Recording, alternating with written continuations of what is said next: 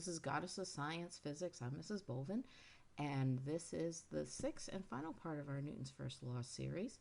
Today we're going to talk about types of forces and how you represent them in equations and free body diagrams. Woo, so excited. I could tell you're just very excited. So there are different types of forces, and rather than write out the force of tension every single time, we usually use some shorthand to make it a little easier for us. So anytime you have a force that you apply, usually write that as F with a little a, force applied. So that's any force that's exerted on an object. You also have something called the normal force. Sometimes it's called the support force.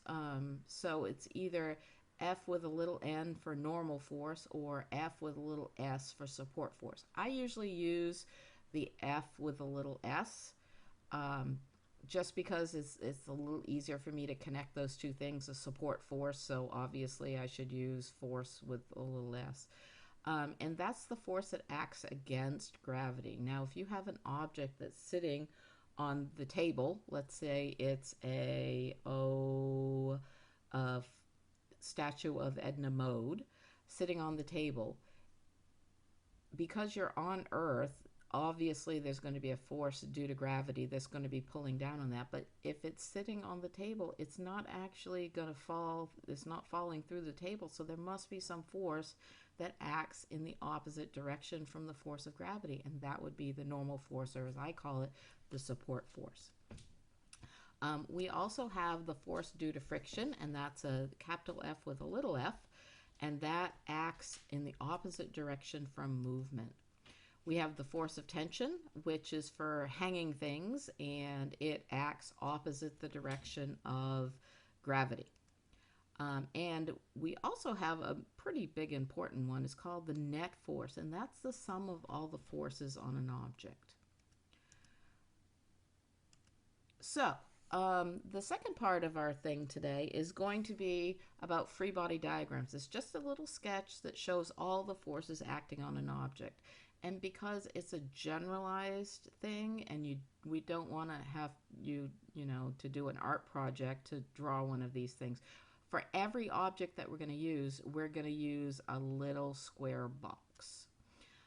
That's going to represent the object. So it could be any object at all, and so don't worry about having to draw a cat or something like that, because we'll just use a box. So free body diagrams show all the forces acting in the correct direction with a proportional arrow. And it's really important that you take a little bit of time and take a little attention to detail to make sure your arrows are the correct proportion. If two forces are supposed to be equal, their arrows should be equal.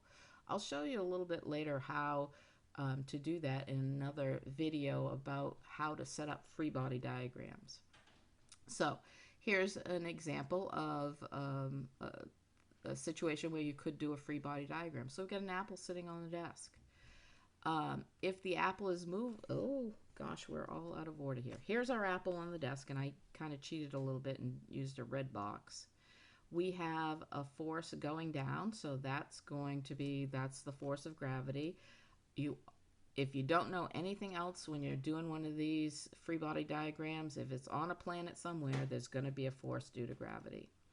And because it's sitting on the desk and it's not falling through the desk, then there must be another force that acts against the force due to gravity, and that's the normal force or the support force. Let's go back there for just a second. So if an object is moving, the net force is in the direction of the movement if it is accelerating. If it's not accelerating, then all the forces are probably going to be equal. Now, one last thing before we leave this page.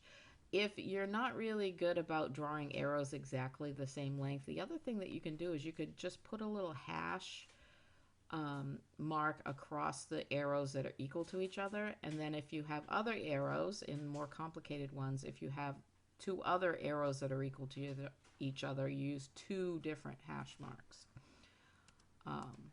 Okay. So let's do another one of these. A ball of yarn is being batted to the left by a cat. All right. Here's our ball of yarn. It just happens to be red yarn this time. It's on the earth, so we have the force due to gravity right there.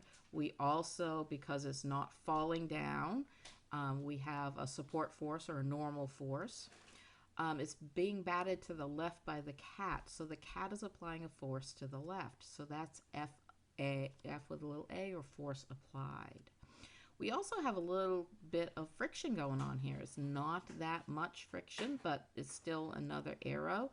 So we got a force of friction. Now, if I hadn't been very careful about writing these arrows the same length, the normal force and the force due to gravity, I would have put a little hash mark to show that those two are equal to each other. The applied force and the force of friction are not equal, so you don't need a hash mark there.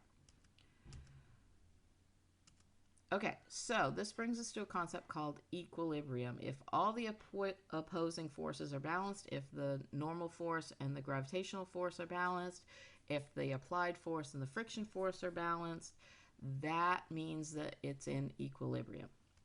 So there's two things that could mean. The object is sitting still, it's not moving, or more importantly, and this is the part that a lot of people forget about, the object is moving at a constant speed, which means it's not accelerating. If all of the forces are balanced, it could be that it's just moving at a constant speed, because remember, to get a acceleration, you have to have an unbalanced force. If all our forces are in equilibrium, then there's not going to be any acceleration. And it could still be moving, and have a force applied, but the force of friction might cancel it out. Okay, that's it for this time. Thanks for joining me. Have a great day.